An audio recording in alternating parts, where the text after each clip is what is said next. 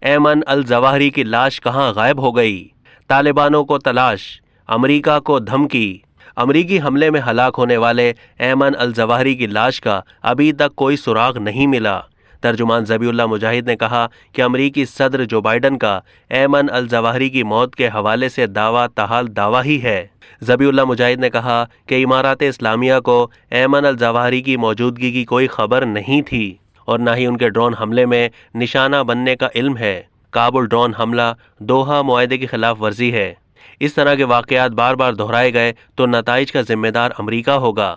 انہوں نے مزید کہا کہ اس کیس کی مختلف جہتیں ہیں، تحقیقات ہو رہی ہیں، جنہیں مکمل ہونے پر ہم نتائج کا اعلان کریں گے۔ ذبیح اللہ مجاہد کا کہنا تھا کہ الظواہری کے گھر کو نشانہ بنانے والے میزائل نے سب کچھ تباہ کر دیا۔ مذکورہ علاقہ بہت محفوظ ہے اور عام طور پر اس کا معائنہ نہیں کیا جاتا۔